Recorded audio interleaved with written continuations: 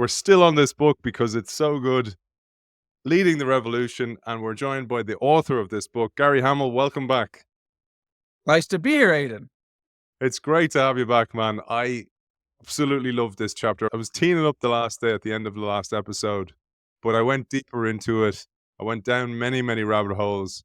It's two brilliant chapters. One is Corporate Rebels, and this is the understanding of the difficulty that you have when you're navigating the corporate maze, the corporate political landscape as well, that we'll get into in a moment.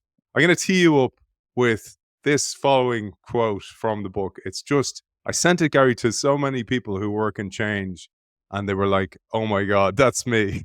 So here we go. You understand the revolutionary imperative.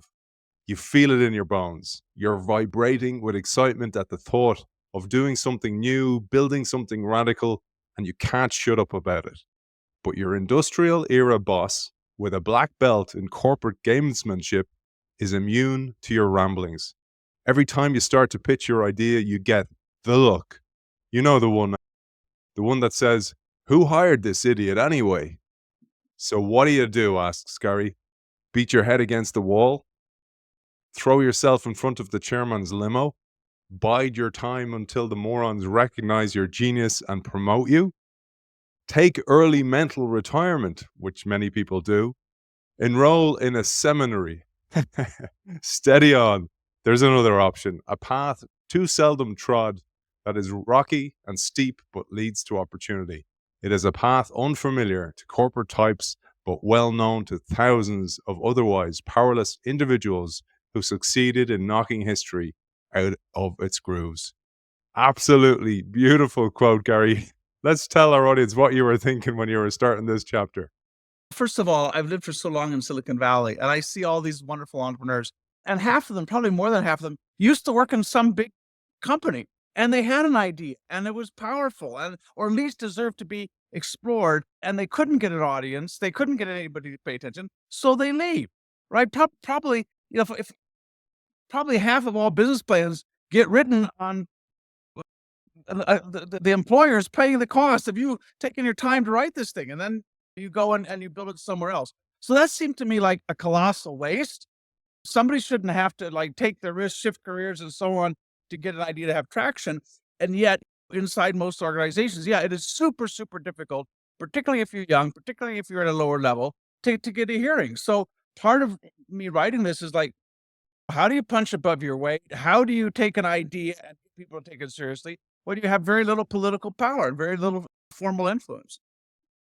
It's such an important book, Gary, and to know that you're not alone, because those corporate change makers who experience this, it can feel like they're failing. They're the one who's not very good at it.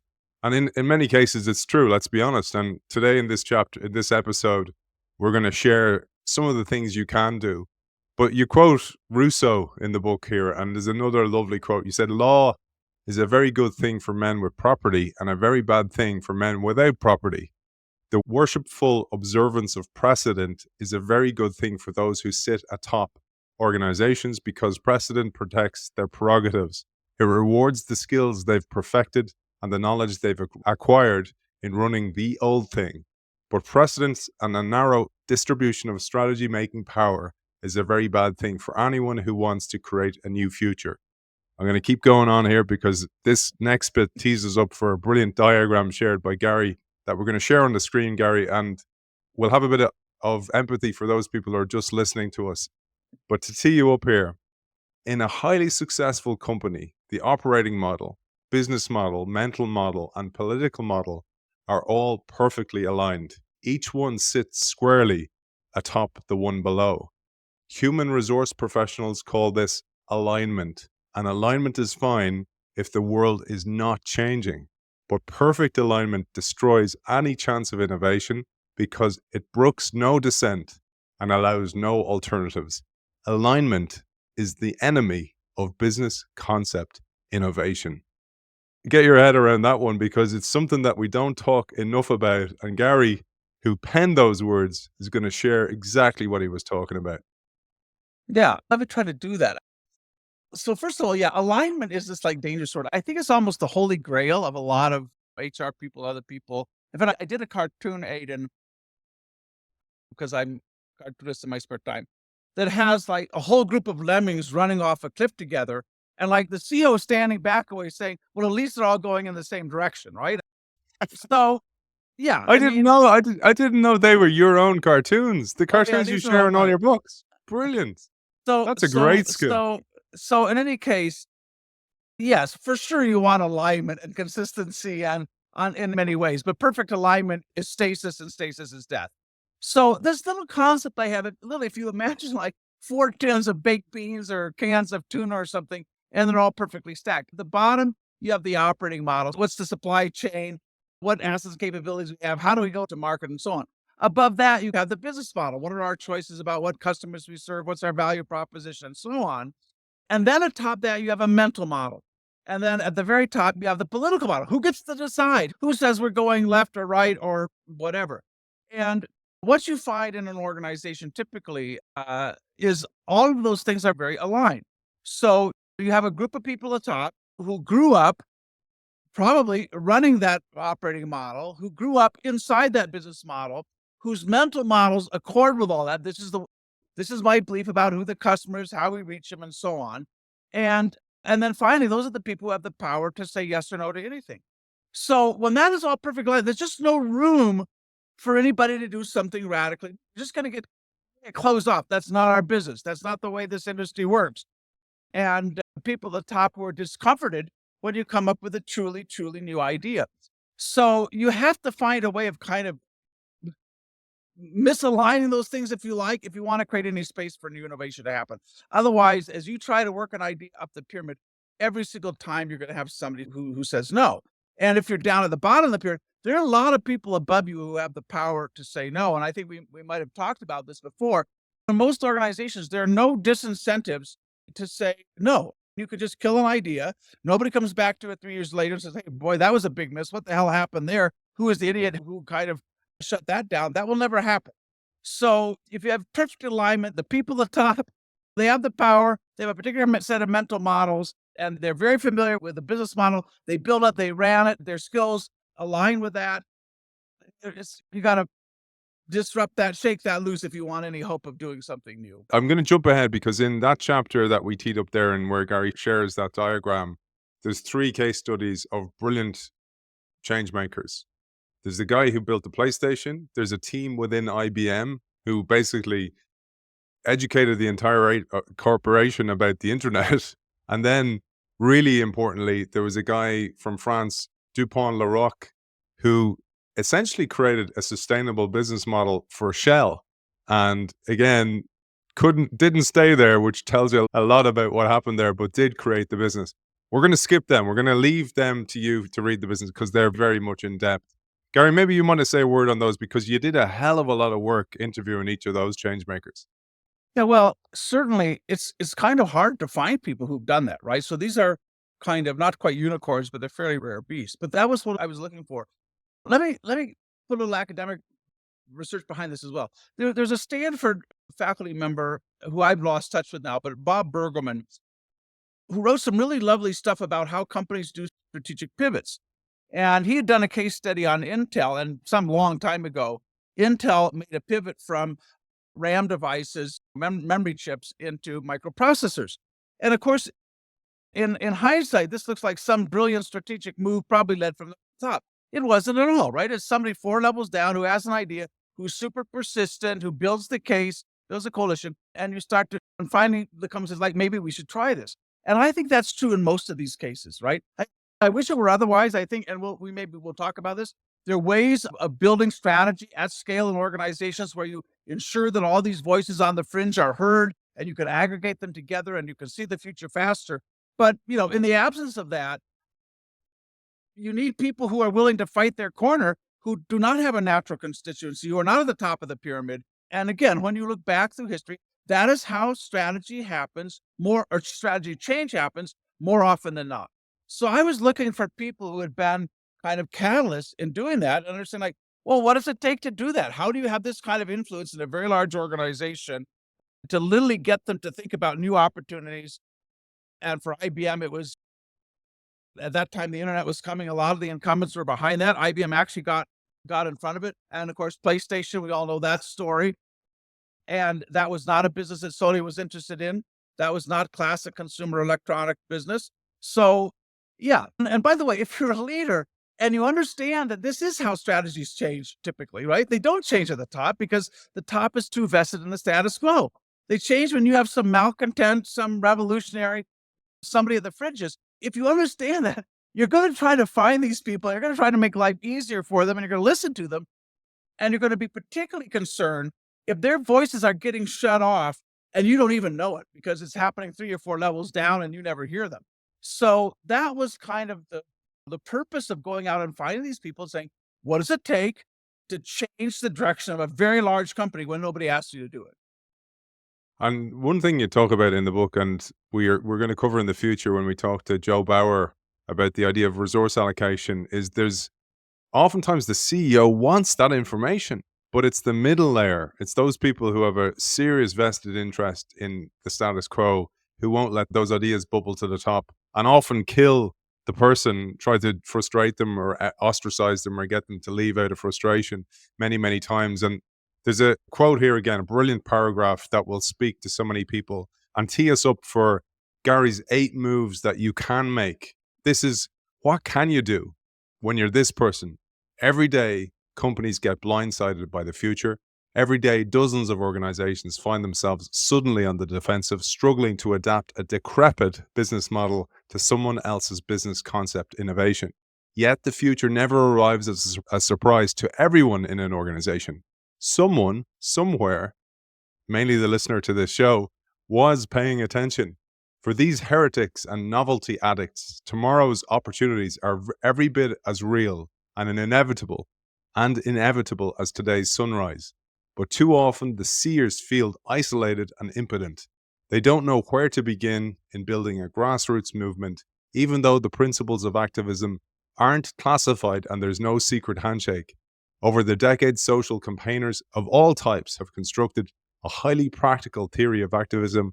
How sad that the principles of activism are virtually unknown to citizens of the corporate realm. And then you go on to say, well, let's tell you how to build an insurrection from those people Gary studied, from all the literature that he's read. And it starts with one of 8 steps, which is to build a point of view. And this POV, this point of view, needs to have 4 main ingredients. It needs to be credible, coherent, compelling, and probably most importantly, commercial. Yeah, well, it's one thing, and I fall prey to this as well. It's one thing to kind of have this general sense that there's a new opportunity over there. We need to pay attention to it. Maybe it's something that's going to come from AI, or it's something coming from a fundamental shift in social values or whatever. But it's one thing to kind of have that as a nagging feeling or even talk about it, than to really do the hard work of saying, what might the business model look like? I think in the early, maybe even the preface of that book, Aidan, I laid out fairly detailed view of what a totally digital business school might look like. Now, will it ever come to pass? I don't know. But you have to have something that has detail to it that really reflects the needs of customers in it. So don't just talk about a vague kind of idea. You really have to put the work into fleshing it out, making it real, thinking through the implications, understanding how you might get there. And if you're not willing to put that time in and that effort in to really elaborate it and think it through, write it out, put it in a presentation, maybe talk to some experts that agree with you, get their points of view. If you're not willing to do that, you're not going to have any influence in the organization. So a lot of people kind of complain or whine or say, gee, we should do something, but are not willing to put in the hard work of building something that can stand scrutiny, something you can share, something other people can look at. Maybe it's a simulation, maybe it's CAD drawings, whatever it is, but you got to reify that idea so other people in the organization can understand what you're talking about. There's one piece which I find so important. So firstly, having a point of view in the first place. It's one of the reasons, Gary, when I started this show, I used to interview a lot of entrepreneurs, startup founders, or scale up business leaders. And I found that they didn't have a point of view. Oftentimes it was quoting Gary Hamel or some other person they'd read or some HBO article they just happened to stumble upon, but they didn't have one. And actually what happened was I started to get kind of bored because it was like the same old stuff every week. And it's why I interview authors on this show, is because they have worked hard to have a point of view. They've absorbed information, that they've synthesized it, they've written it, they've put their own slant on it. And that's what's valuable, I find. And I always tell change makers, these catalysts that you talk about here, that writing is a great way to actually establish that they need to start writing, which leads us to point two, which is to write a manifesto. What do you want to see in the future? I think that's particularly important to do from the perspective of customers. Whenever I've been involved in any innovation, we try to build some persona. We try to imagine who this person is. Why would they care about this? How are they not being served now? How is the solution going to be better for them? And I think writing a manifesto from that perspective that feels very human and where you're really being driven by a deep need or deep frustrations, that's like a super critical. That's what people respond to. They respond to, hey, how are you going to solve this really deep, important problem? So again, it takes time, it takes effort. But as you say, Aidan, in writing that out, you're forced to deal with the gaps in your own logic. You're forced to think about, I was just assuming this would happen, but maybe it won't. So I think that the sheer fact of writing it out, go back to that business concept template I have in the book, think through every one of those kind of building blocks. What would this look like? And you don't have to, there's certainly going to still be some gaps and so on. But if you haven't put in the hard work of doing that, don't expect anybody to take you seriously. There's a couple of key points you make in this manifesto. One is that something that we don't often do, and particularly because of the frustration, which is to stay constructive. Don't criticize, don't rehearse past failures, and don't look for culprits. We often do that because we're so angry. We're like, wake up, you dinosaurs. And then the second is to provide broad recommendations, but don't argue for a single do or die course of action. Remember, you're launching a campaign. Maybe you'll take us through those two, because they're two of several that I picked out from that point of the manifesto that are so important.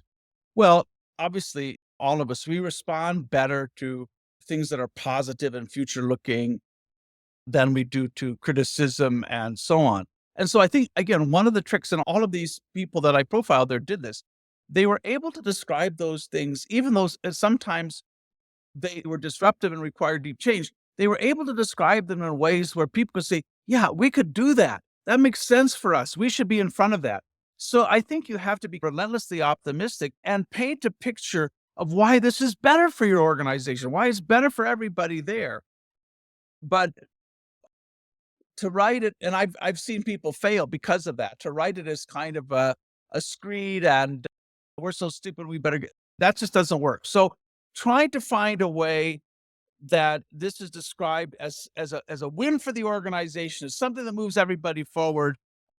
I think and often leaders are looking to see, like, do I have a place in that future? Are my skills going to be still relevant? So you have to take that into account and try to create something that is positive, where people can see a path for themselves in that future. In the end, obviously, if you're going to experiment, you have to find something very specific place where you start. But I think early on, you don't want to overspecify, because if you overspecify an opportunity, here's exactly how we're going to do it, what channels, here's what we're going to invest, here's the new people we need to hire. If you get very, very specific, it's easy for somebody to pick that apart. And to be honest, early on, you want a lot of other people thinking about how we might do this. So you need to make the case needs to be very compelling. People need to believe this is somewhat inevitable. You have to describe the changes that are enabling all of this. And you can do a broad picture of that business model. But I think you don't want to get too specific, because somebody's going to say, well, that's clearly impossible. We're not going to be able to do that. Or so you want to invite, and particularly as you build out a coalition, you would want to invite other people to help you make this better. And by the way, that's also part of building, as we talk about, building a coalition of support, because you want to give other people the chance to put their thumbprints on this, right? And to feel like it's theirs. And if you come with something that's overly specified and your argument is, hey, this is the only way to do it, I've thought it through, you're disempowering the very people you would want to support. So leave it a little bit open early on. Get a lot of opinions from everybody you can. And how would you make this better? What am I missing? Is there some fatal flaw in this design that you see? But the more people you have that look at it and help you build it, the more credible it's going to be across your organization. I have to say, mea culpa. I was working in an organization and I built a product and I did exactly the wrong thing. I was trying to get credit for it. My ego took over, but one of the problems was the culture. The culture didn't see that where the work was coming from, and you felt that you had to take every bit of credit that was going. So it speaks to why, and we'll talk about this later on in books like Humanocracy, why culture is such an important aspect when it comes to innovation. But one last thing on the manifesto, Gary. You say sometimes you need a stick, and this concept of creating a burning platform is sometimes criticized, but sometimes you need it. And I love how you set this one up. Like a reluctant Pharaoh, unwilling to free the Israelites from bondage, the only way they're going to change their minds is if you convince them that things are bad and getting worse. Every company sits on a burning platform. If you don't know where yours is burning, go find out. Maybe it's an online competitor that's about to rip your margins to shreds. Again, this informs your manifesto. Yeah, I think, again, in general, I want to stay positive and I want to lead with the opportunity, right?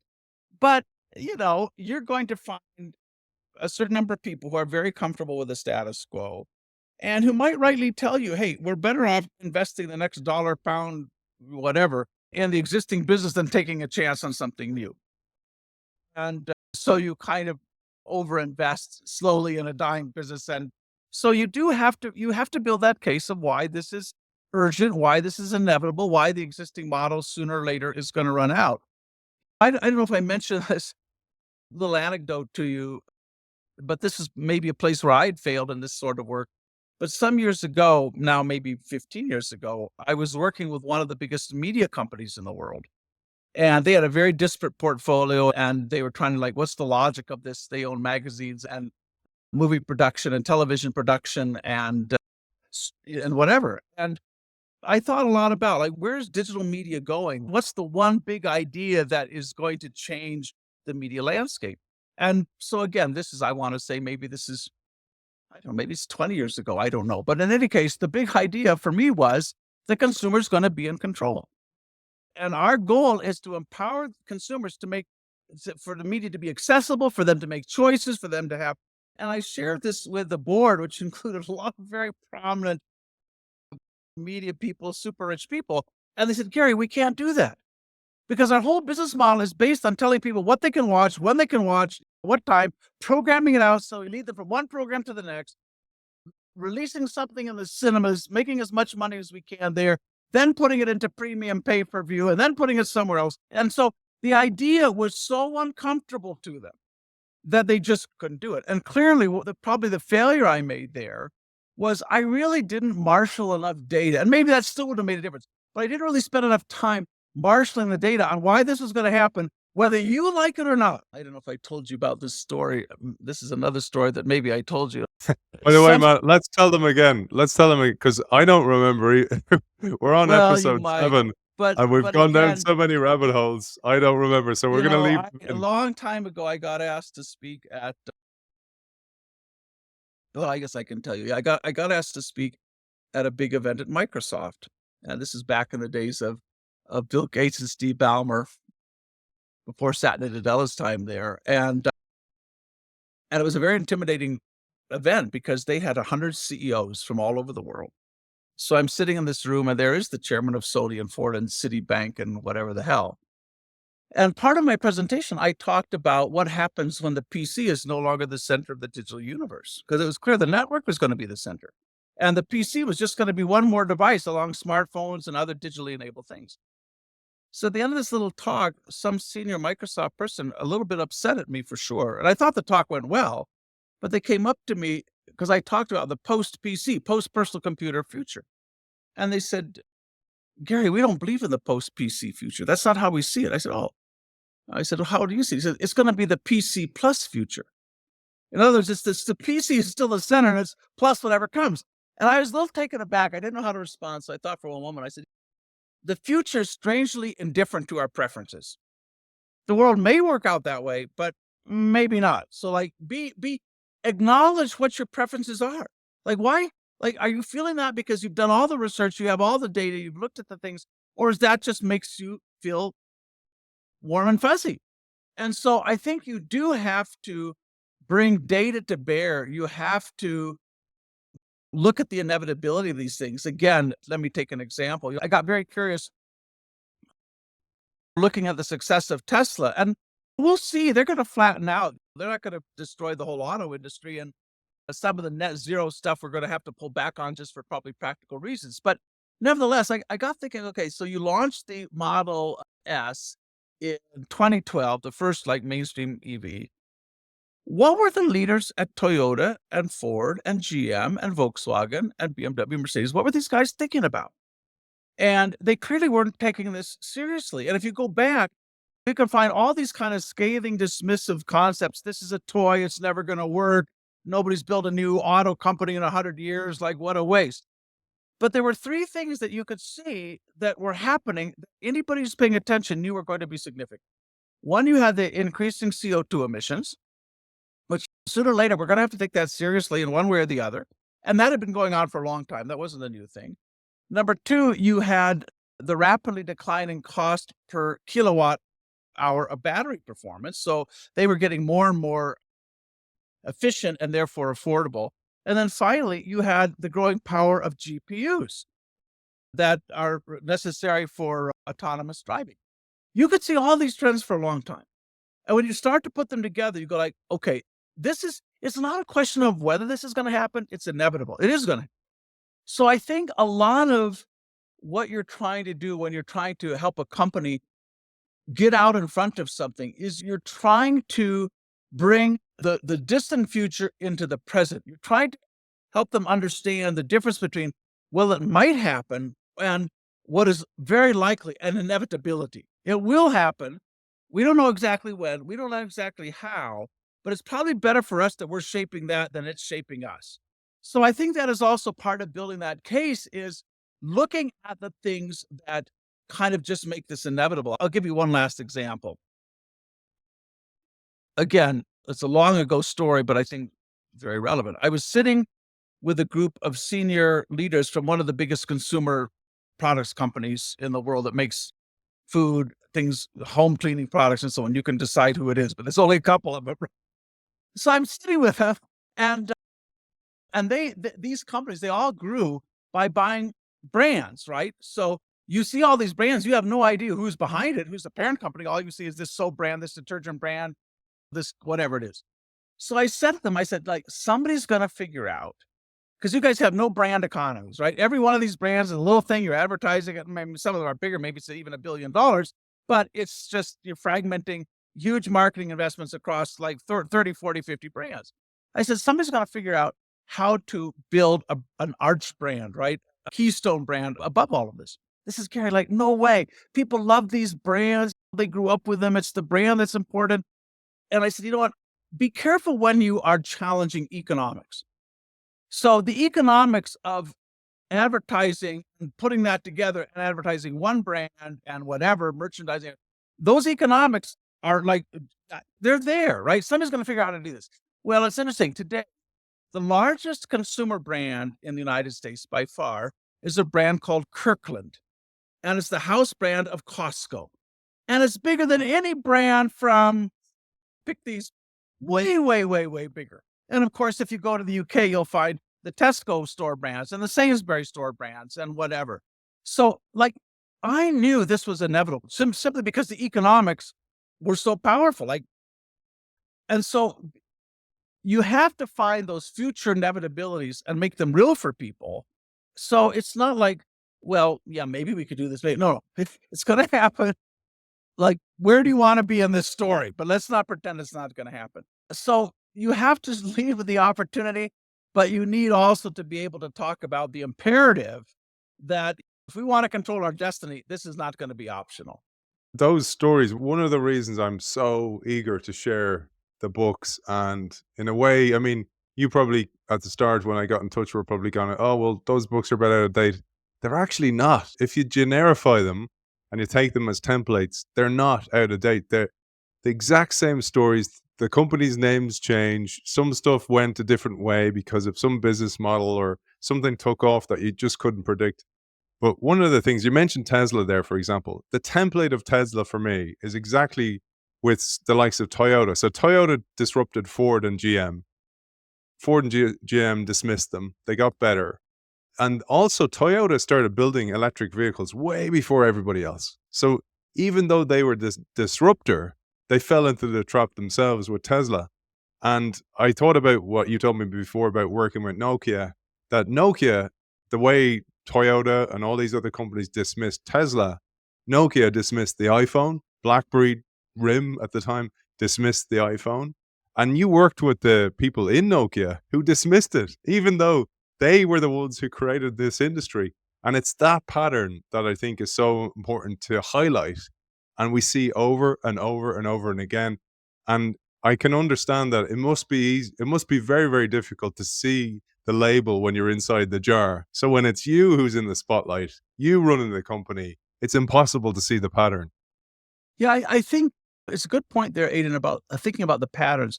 We did a little exercise some time ago. I should resurrect it because I thought it was a very powerful idea. We had this little idea around, I think we called it the Strategy Genome Project. And here was the thought behind it, or the analogy. So all proteins and all of human life are built out of 20 amino acids put together in different combinations. So I started to think about, as you look at strategies, many strategies across industries and so on, do you see the same strategies over and over again, but in different industries and kind of described differently? And of course, the answer is you do. You find strategies of disintermediation. You find strategies of doing roll-ups in a fragmented industry. You find strategies where you have radical customer empowerment, strategies that are based on peer-to-peer and so on, strategies where you're creating markets where markets never existed. And so that's why I think and we actually kind of did this kind of fun thing. I think we did identify what we thought were the most powerful, 20 powerful strategic ideas. And then you could look at these ideas as columns and then look at a set of industries like, where is this like already and where are people not seeing it? So that's also a super strong argument for why you have to be learning outside of your industry, right? Because that might not have happened where you are yet. The other thing that makes this a little difficult is most kind of so-called disruptive strategies, they don't destroy a company right away, right? It can still take decades. And so the real risk isn't that somebody comes along and overnight blows up your business. The real risk is just this long, slow slide into irrelevance where the danger is never apparent enough, real enough, until it's too late. I was watching the new, and this will date our little broadcast here, but I was watching the new press secretary in the Trump administration here in the United States, a young woman sitting in the White House briefing room. And they're now bringing in a lot of the new media players, right? The folks that have huge audiences online on YouTube and so on. And they're giving them a seat at this, what was a very exclusive table for the biggest newspapers, the biggest broadcasters. And now those guys simply aren't the show anymore, right? Donald Trump reached a whole lot more voters being on the Joe Rogan show, right, than he did on any formal network. Well, you could see this coming forever. Literally. I won't tell you where we saw it, but we saw it a long time ago, wrote about it. So you could see this coming. Once you have these new platforms where people find the voices that they want to listen to, you'll be able to build audiences that are bigger than the audiences in conventional media, where you're telling people, here are a few choices, and it's just like, it's logic. And so those guys had 20 years to figure this thing out. Cable news and so on, linear television. So that's the real risk, is that the slope into irrelevance is shallow enough that you are never moved to action. And that's why, again, it is so important to fold the future back in the present and say, what part of these things, some trends will peter out, some are irrelevant.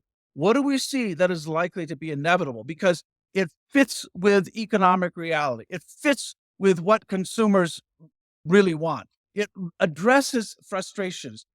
It addresses gaps in our own thinking. So you have to build that picture, and it has to be as real to you and as compelling to you, as clear to you as present reality. And if you don't do that, you'll always dismiss what's coming next. So that's, if you want to have that kind of influence and you're young in an organization, yes, build out your case, but also Not everything is inevitable. Some things, it's just a great idea. An espresso was probably not inevitable, right? But clearly, if you look at the value proposition, it's pretty compelling. So build out the value proposition, but also if you really believe this is an inevitable future, you got to marshal the data, build a persuasive argument, and the platform may not be burning yet, but it may be smoldering, and you have to point to that. I always think of it, Gary, as life. We all one day bend down to tie our shoelaces and it hurts a bit more than it used to, or we can't reach those keys we dropped on the floor. And eventually it just sneaks up on you. I remember recently I was stretching in the gym and the fitness instructor who works in that gym said to me, "Oh, I don't usually see you stretching." And I said, "Yeah, you end up stretching when it hurts enough." So, but it had been hurting. It'd been getting tighter and tighter for quite some time. And I think that's the same thing with a business. And we know this. That's why one of the real drivers of me doing the show is we know this. The books behind me there, mental biases, how the brain embraces the status quo, doesn't want you trying things. We know this, and yet we still find it so difficult. So having you on the show is so valuable. So I can get back to the 8 steps. We're on step 2. And there's one last piece of step 2, which is to anticipate the resistance. And Gary says, expect to hear dozens of reasons for not doing something. When timid, backward looking souls go scrambling for an escape hatch, your job is to bolt it shut. So, an example, Gary, and maybe this will spark some ideas for you, some examples that you've seen, even as the consultant they're paying to come into the company. An escape hatch, you say, is, for example, it's not happening as fast as you say.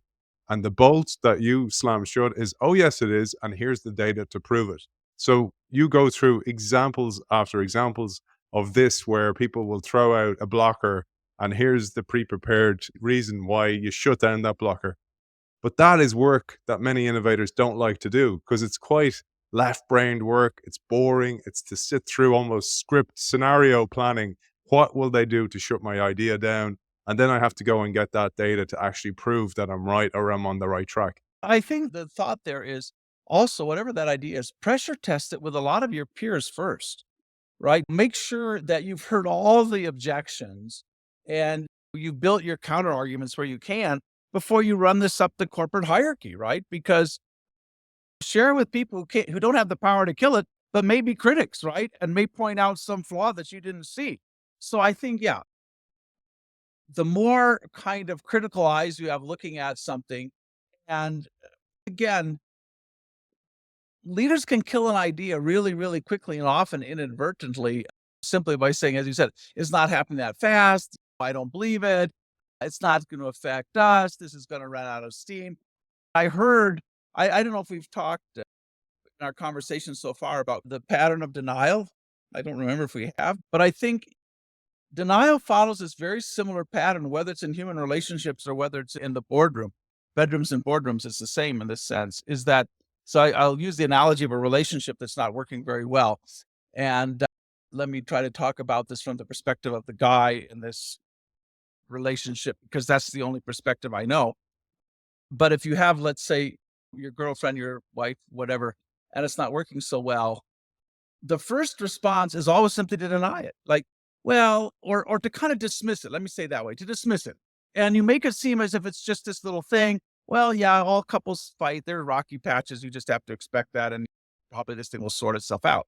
So when it's a little uncomfortable, the first reaction is just make it go away. Just like pretend it doesn't exist. I can't hear it. So that will go for a while. But in this relationship, things start to get worse. And there's like long periods of silence and you're kind of just a perpetual level of anger there and your gut is turning. So you'll go from dismissal to rationalization. And now you have to have a story because clearly this is not usual. So if your story is going to be something like, my wife has issues and like it's daddy issues or old boyfriend or something, but like maybe go talk to, but it's like it's you're letting yourself off the hook in that case. It's just, you got to have a story. So that will go on for a while. Then you move from rationalization to mitigation. Now you have to do something.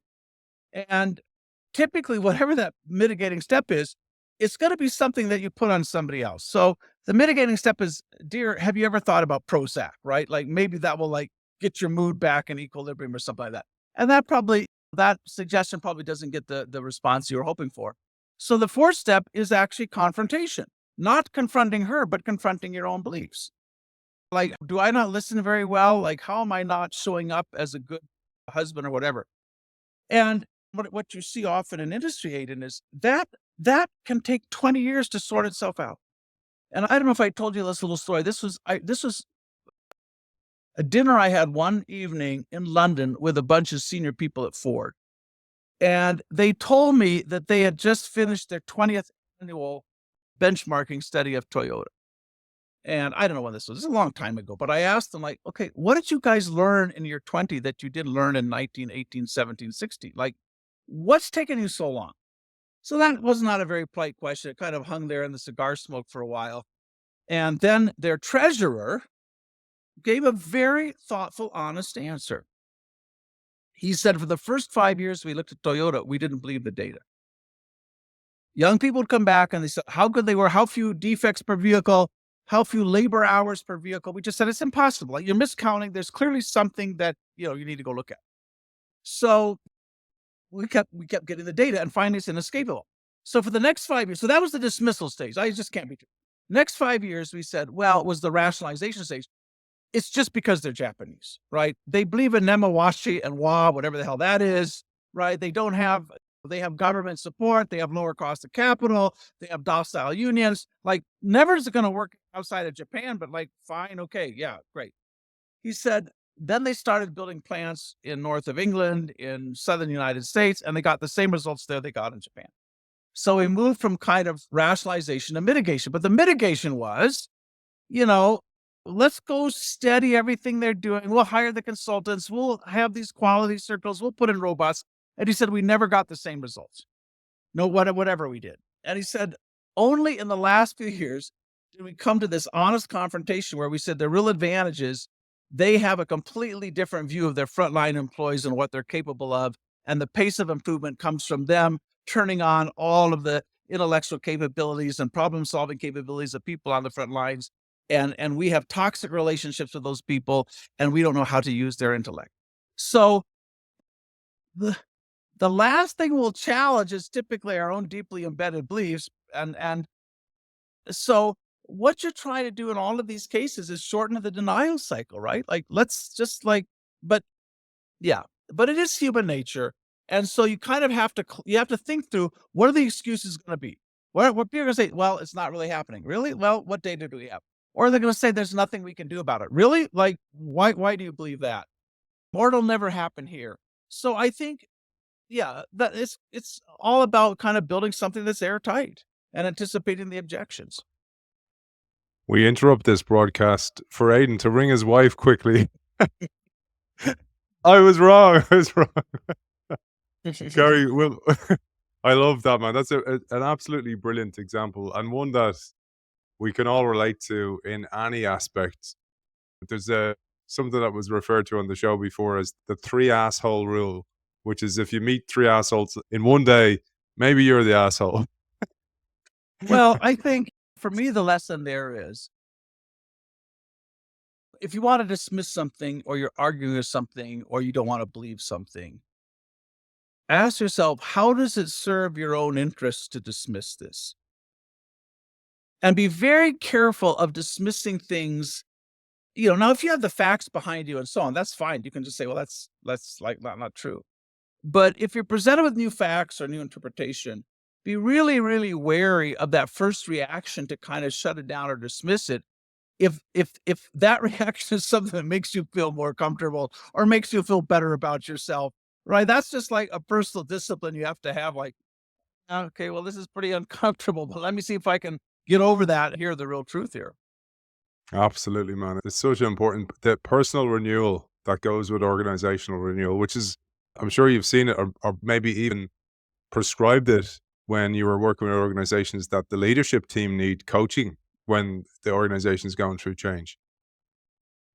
Yeah, they need coaching, and they need a systematic effort to unpack a lot of those legacy beliefs and assumptions. I think we have talked about this for sure, but it's why I believe the first and most critical step in innovation is always deconstructing what you already believe and asking how much of that is still relevant, how much of that is just legacy, how much of that is self-comforting illusions. But if you don't do that as a very explicit exercise, then you're likely to hang on to things that simply make you comfortable and use your political power to shut down conversations that make you feel uncomfortable. Super, super dangerous for the organization, for shareholders, but it happens again and again and again.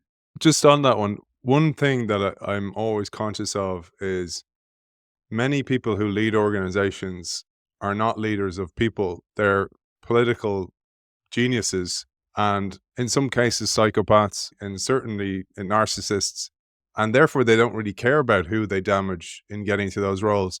And it's one thing that actually happens in organizations, and many entrepreneurs have that profile.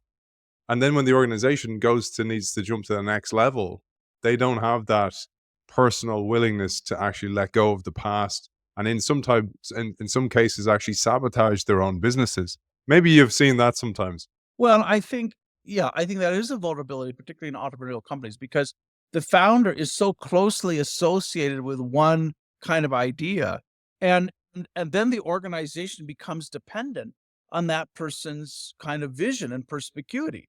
And when they run, inevitably, you can maybe find exceptions here and there, some extraordinary entrepreneur, and there are some that have had multiple acts, but in almost always, at some point, the founder runs out of vision, right? And if the organization has not developed its own muscles to kind of see the future, to create strategy and so on, you become highly dependent on that person. They like being seen as the great seer and the strategist and so on, and will very easily shut down new ideas. So if you are in an organization entrepreneur, you need to build from the strategic thinking capacity of the whole organization and not let them end up depending just on you, however kind of ego boosting that is. We better keep moving, Gary, because we're only on point 3 of 8. The next one is something many of us, again, have to that very point that Gary made, look in the mirror and see if you're actually the challenge here, because you can't do it all yourself. No man or woman's an island. And Gary says you can't change the direction of your company all by yourself. This is a lesson that even corporate chairmen eventually lead. And I'd love you to share this story, Gary, because it's one that is in the rearview mirror, but is so relevant. And it was where founder and chairman of Silicon Graphics Inc., Jim Clark, fought a long running battle, an often bitter battle, with SGI CEO Ed McCracken. Clark was eager that SGI go down market, which is something we've talked about regularly on the show, move down market to produce a cheaper product and produce workstations at the upper end of the PC price range. So big machines go down. It's going to be cheaper. We're going to have to ship more of them to keep the same profits. And McCracken was loath to sacrifice fat margins to serve out of scope customers, as he called them. Exactly to what you were talking about. Clung to the past. The status quo was convenient, and eventually Clark quit. Yeah, I think if I'm not sure what Clark could have done different in that situation, but clearly wherever you are, even if you're the CEO or the chairman, you need to marshal a lot of support. I think coalition building is an underappreciated art and doesn't often get taught when we think about how to change things. And I tend to be quite relatively conservative in my views, and yet in writing that book, I was reading Hannah Arendt and Paul Alinsky. These are like the most radical, almost Marxist kind of activists. But I realized there's something in that. There's something about how you change large embedded systems, and you can't do it alone. You have to reach out and find other people. And so building that kind of groundswell is usually important. Now, today we can do that very quickly by using technology tools. If you're inviting hundreds or thousands or tens of thousands of people in the strategy conversation, and you have hundreds of them saying, here's something we should do, well, that's going to be pretty hard to ignore. But again, most companies don't approach strategy in that way. So you're kind of left to do that coalition building on your own. And we make another point in there that has made before, but it's worth making again, that I think high margin companies are particularly vulnerable to missing the future because often what happens over time is technologies become kind of democratized, right? They spread. And if you see this right now in this debate, and it has yet to work itself out. We don't have all the facts, but you look at DeepSeek, which apparently was done for a fraction, this new AI tool from China, done at a fraction of the cost of OpenAI. And OpenAI started out as being open, but then saying, no, there's a lot more money to be made if we close this thing up, and so on. So when you have a high margin business, almost anything new that you can imagine will be dilutive to what you're already doing.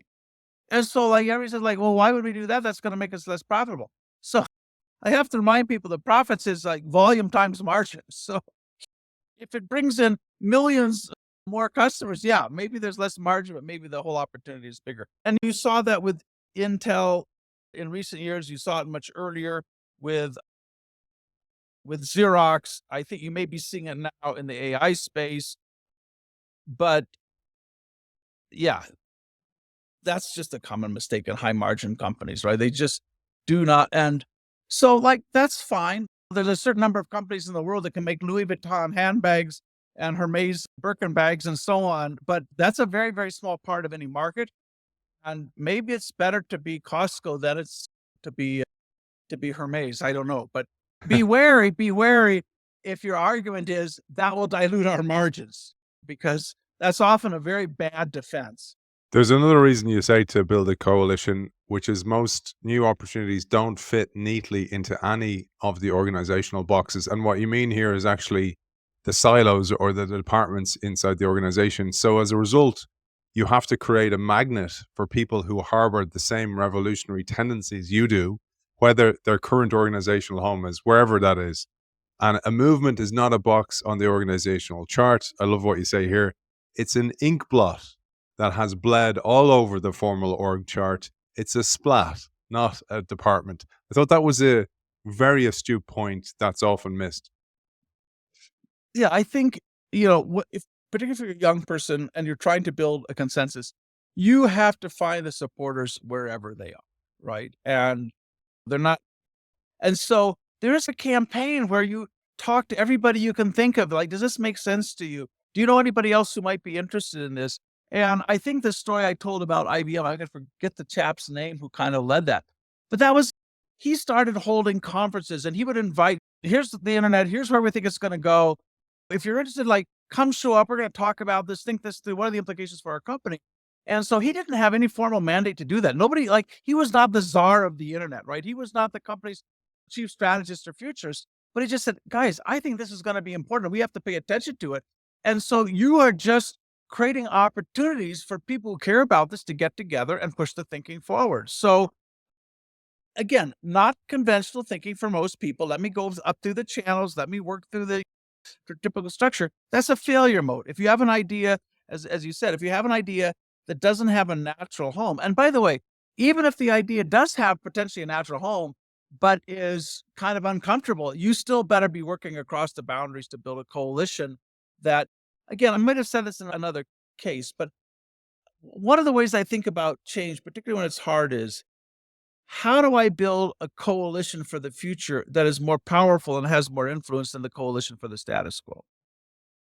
And that just takes a lot of talking to people. Is this interesting to you? How would you help me make my idea better? And creating opportunities for those people to come together and share and learn and build on each other's enthusiasm. So not a skill that's taught anywhere inside of business schools, but pretty fundamental if you ever want to have real influence in an organization rather than spend your career kissing somebody else's backside. Absolutely. You know, when you were talking about the media company, I worked in one. That was where I started this show.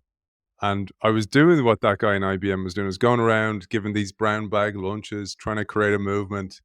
And in my first performance review, before I started that, I got like really high performance review. And then she found out I was doing this and she asked me to stop. And then I was absolutely slated in my next performance review and my role was made redundant. So let me ask So I a learned, question. Let's talk about you for a moment. It's an interesting case study. Why did she say stop? Did she not well, believe in what you were doing, or what was the it was power. So I was working in the digital department, and I was educating all the other departments on what digital was, how to run social media campaigns, what social media was, to try and democratize it, to get everybody doing it, rather than keep it in the department. Mhm, And her whole thing was territory and have more and mhm, more people, more and more power.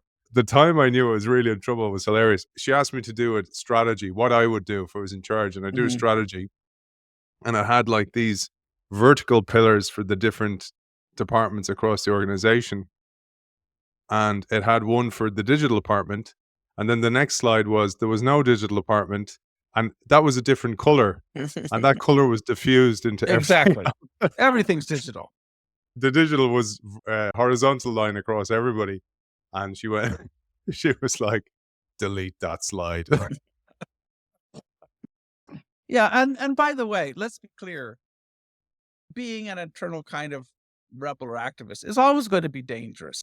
You have to believe an idea strongly enough that you're willing to take that risk and be ready to go somewhere else if you don't succeed. And this would not be any kind of critique on what you did, but because sometimes that is the inevitable result, right? You just meet somebody whose power is threatened and they have enough power to kind of shut the thing down. What I would say is, in this approach, you do have to be kind of relentlessly optimistic, and you have to try to paint a picture where everybody's role gets better. And again, that's not always possible, but even there, you might try to think about, well, instead of this woman kind of running the digital services of the digital department, like maybe her role becomes kind of building the digital capability of the whole organization. And what she needs to be is see her role as building capability, as training people, as diffusing this rather than hang out. Now, would she buy that? I don't know. But the secret there for me, and again, not always possible, is helping to paint a picture where the people might be kind of against you. You can paint a picture where this gives them a chance to have more influence, just maybe in a different way, but rather than boxing them out or making them irrelevant. So again, not always possible, but that's my instinct is how do I position this in a way where I'm giving you, and I have this conversation often now with CEOs who I believe that they need to become more and more architects of organizational capability rather than strategists in chief, decision maker in chief.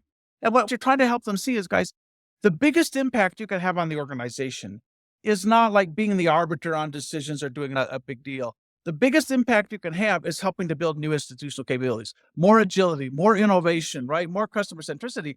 And so, in a way, they're giving up a certain kind of power, that kind of strategic authority, but another way, you're helping them see a way where they can have far more influence across the entire organization. So that's an important thing for if you want to be that kind of change maker, try to find the people who might be against you. See if you can't reframe that in a way that this gives them greater influence in a different way, but greater influence than they might otherwise have. And you have to be willing to share the glory and share the success. If you're in it for yourself, people quickly figure that out. Then it just becomes a battle of, hey, yeah, Aidan has this ego and he's trying to do this. And I'm not suggesting that was the case, but I see that a lot of times where, you want to hold on to it, you want it to be yours. And therefore, like you build a bunch of enemies and they're powerful enough to kill the thing. Absolutely. But the reason I was sharing it was actually it was the two gents in IBM were Dave Grossman and John Patrick. Mm. And then the other case studies you share in Sony, Ken Kutaragi, Iragi. Hmm. and then Georges Dupont Rock, which was the Shell guy. But what I found was really interesting about them was they were doing this, but then rather than shut them down, somebody higher up actually lifted them up and actually gave them air cover. And it's so important that that happens, and I do think it's a roll of the dice. Sometimes you won't get that air cover, or you're not loud enough, or you don't get to the right people. And this is actually links as nicely to point 4 that you talk about, which is you got to pick your moments and you got to pick the targets that you're aiming for, because otherwise, that's what probably happened to me. I didn't pick a loud enough place to pitch my wares and get it out there. Well, certainly as you are building a coalition, you're looking for people, particularly senior people. And that's why always go in tentative. Don't go in like, "Hey, I figured this thing all out. You guys are idiots. This thing is gonna happen." But kind of always go in, whatever your idea is, and we talked about developing it and fleshing it out. I think you need to do that.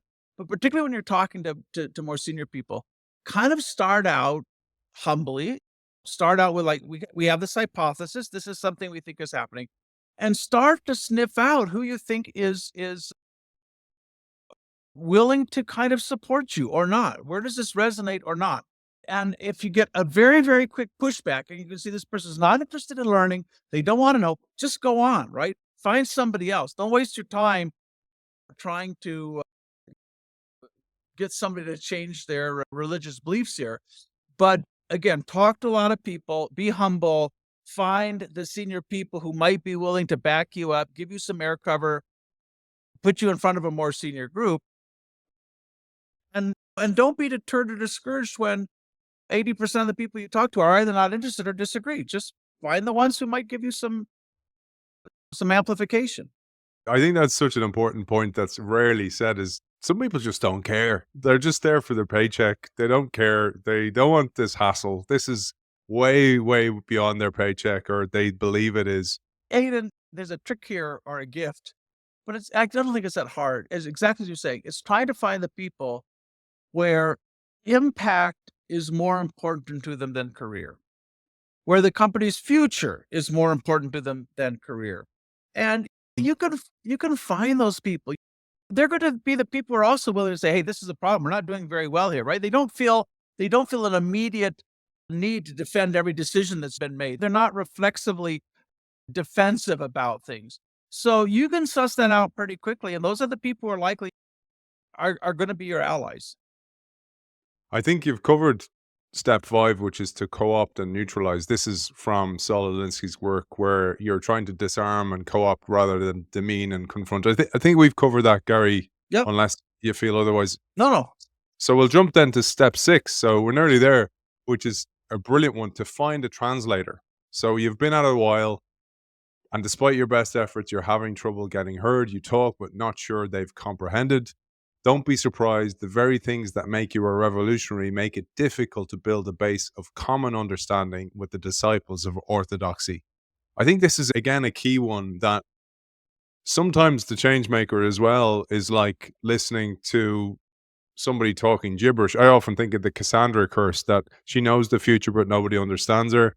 Or it's like they blurt out so much information. It's like trying to drink water from a hose pipe and not having their story perfect, not having rehearsed their story. So therefore, you may need somebody higher up to actually translate and go, look, this is where it relates to our strategy.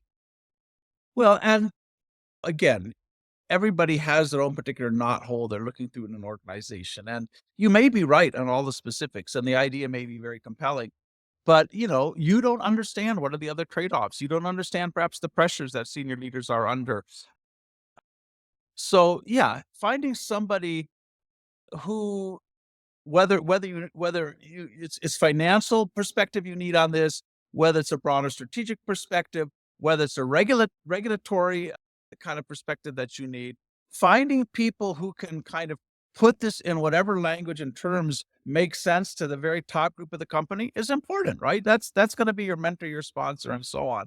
So that's a little bit my last point. Like looking for senior people who are not reflexively defensive, who have been kind of outspoken in the past, saying, "Hey, we missed this, we shouldn't have," and then saying, "Guys, how do I make this?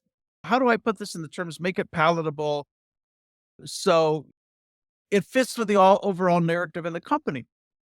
Often, the company will have a set of strategic pillars or strategic priorities, and that's both a good thing, but it can also be dangerous because then you rule out everything that doesn't fit like our strategy. But it is important to be able to kind of translate that in. I think about my own institution, the London Business School.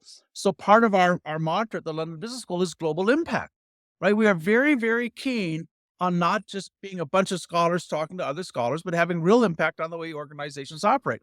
So anything I might propose, I better figure out like how does this multiplier impact, right? And be able to measure that and describe that in that way.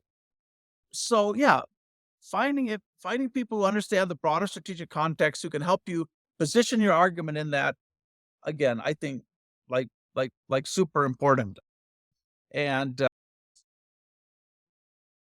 yeah, you just may not be able to do that from your perspective. Yeah, and sometimes the configuration doesn't work in your favor and you have to just move on. That's life. But step 7 is a key one again, because you kind of alluded to this earlier on, is that you can't boil the ocean. You got to win small, win early, and win often. People can argue with position papers, but they can't argue with success. All your organizational efforts are worth nothing if you can't demonstrate that your ideas actually work. Therefore, start small unless you harbor kamikaze instincts. We might talk about this later, I don't know, but certainly one leader that figured out this is a guy, Scott Cook. He was a kind of refugee from Procter and Gamble, founded Intuit, the finance personal accounting software company, which has done spectacularly over the last, now it's probably 30 years old now, but even over the last decade, they way outperformed the indices. And when he worked at P&G, he got really frustrated by how long it took to make a decision. And by the way, and how often decisions are made just on the basis of PowerPoints or political power or your persuasive abilities, but not on any like reality. And so at some point he could see into it kind of adopting those bad tendencies and meeting after meeting, going through reviews and so on. And he finally said, listen, I only want to make decisions based on data. And that means if you have an idea, go try something, right? And again, much has been written about this. We don't need to rehearse this, but even quite bold and difficult ideas, there's often ways of starting to test your assumptions at super low cost, right? Building mock-ups or talking to experts. And so rather than take completely theoretical case, try to identify the most contentious assumption you have, or the one that is most likely to be, and see if you can go find confirming data. See if you can test that in some way, right? And so at Intuit, this ended up, they developed a whole methodology for now, of course, it's a technology company. You can do a lot of this testing very cheaply online, but they ended up with this methodology.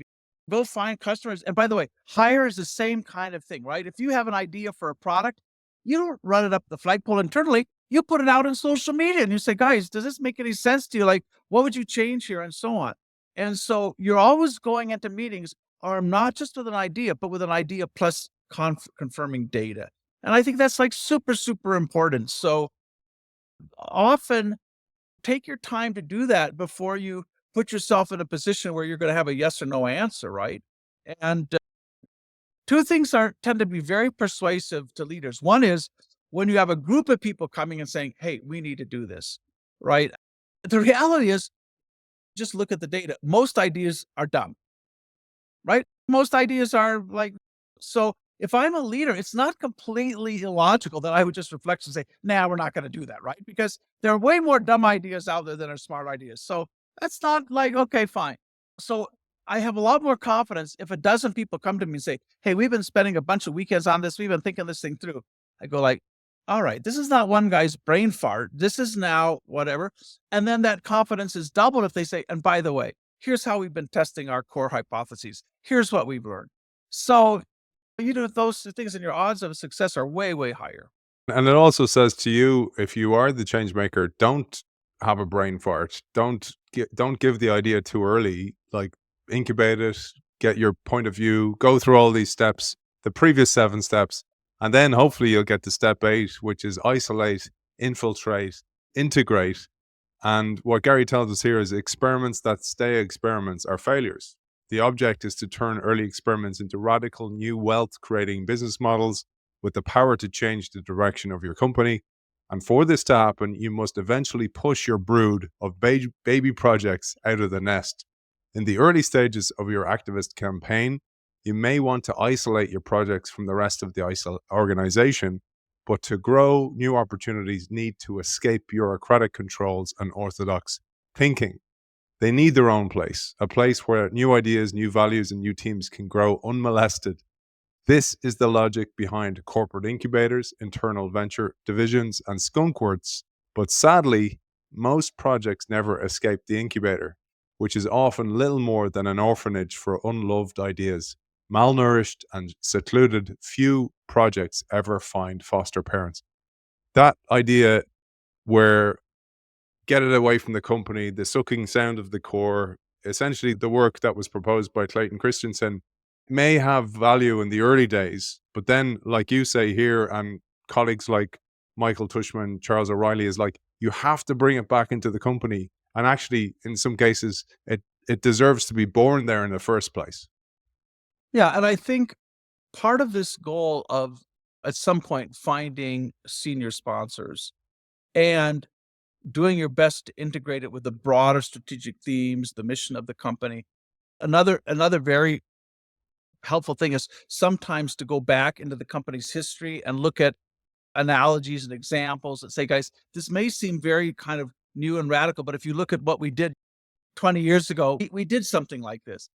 So you really need to find a mentor who's not running the idea lab, but a mentor who has real positional authority, who has P&L authority, perhaps somebody who controls some critical resources that you're going to need. But yeah, you need foster parents, as I say, not the thing to be isolated in some kind of orphanage. And so again, and I think companies that understand this and institutionalize this have an advantage. If I'm a CEO, the first question I would have of every EVP, VP, whatever is, hey, tell me about the new ideas you're mentoring within your division. Tell me about the things that are kind of unconventional, maybe a little uncomfortable, but might have promise, where you're spending 20 or 30% of your time supporting those people, helping them, making sure they get resources, because that's what I need. I need a lot of really great mentors, not people that we've dumped in some corner somewhere and said, good luck. But you have to find those mentors yourself if that hasn't been institutionalized in that way. And but if you don't, and you don't do that fairly early, yeah, you'll never escape. Probably you'll be seen as an irrelevance, as tangential, as easy to ignore, easy to kill. Gary, the last point you make, we've got through all 8. The last point you make is you give some of the characteristics or values of the change maker, these corporate rebels. I think our audience know about that. But there was one important thing, and this speaks to the leaders who may have listened to this show as well, those people who lead troops. It's the importance of courage. And I loved how you put this. And it's so funny. I was watching the Nuremberg trials, the old black and white version of that movie. I think, I can't remember who the great actor is in it anyway, but it's magnificent. And when you watch it, you can see how history doesn't repeat, but it rhymes. Because you see about how people can rally around a leader who maybe wasn't the greatest leader that they needed. And you wrote that after Stalin's death, so the idea here is having courage and how difficult it can be to have courage when there's so many people going against you. After Stalin's death, Khrushchev addressed the Supreme Soviet and denounced his predecessor's horrific crimes against the Soviet people. Many in the audience were stunned. The scale of Stalin's evil was mind-boggling. Finally, from the back of the hall, a voice rang out, "Comrade Khrushchev, you were there. You were with Stalin. Why did you not stop him?" Momentarily flustered, Khrushchev's eyes raked the assembly. "Who said that?" he demanded. "Who said that?" he roared again.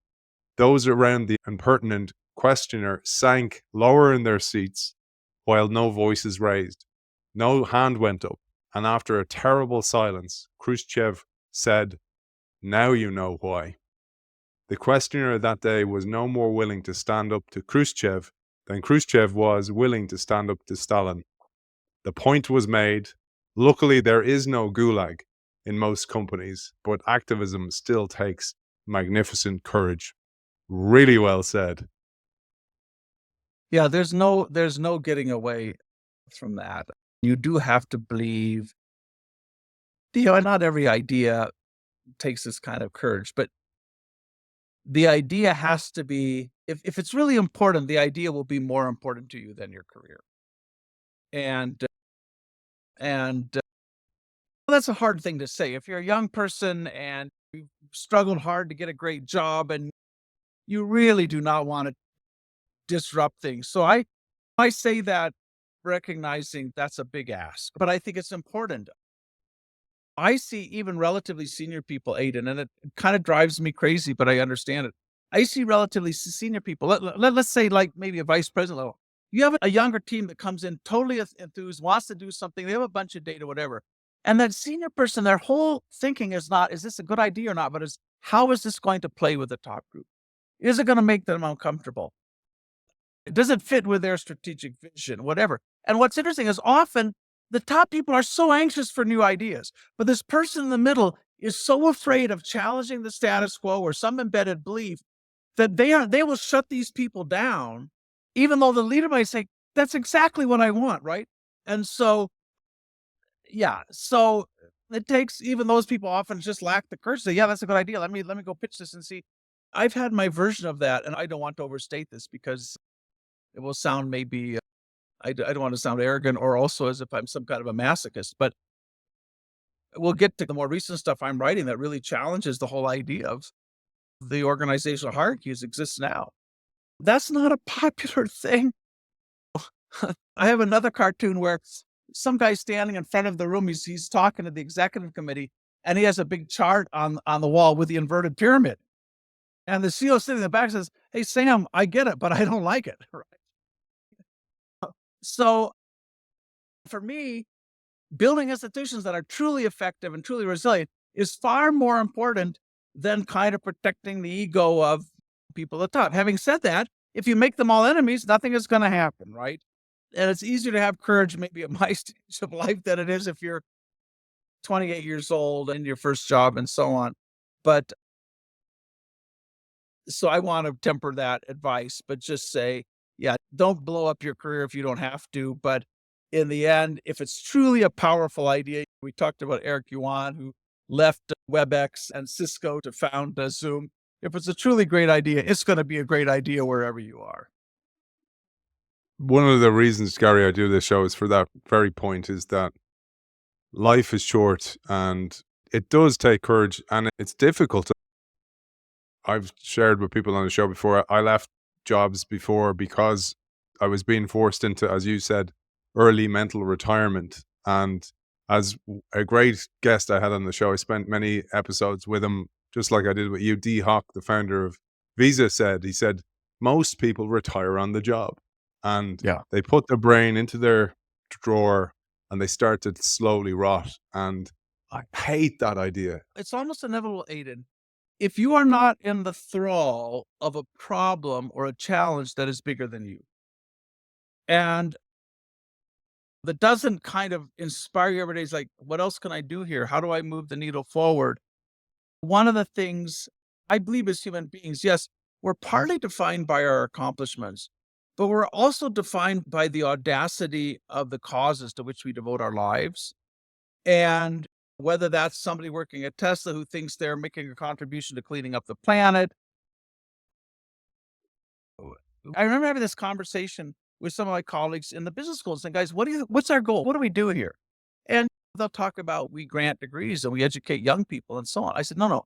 We are working to improve the quality of management around the world because this is one of society's most critical social technologies.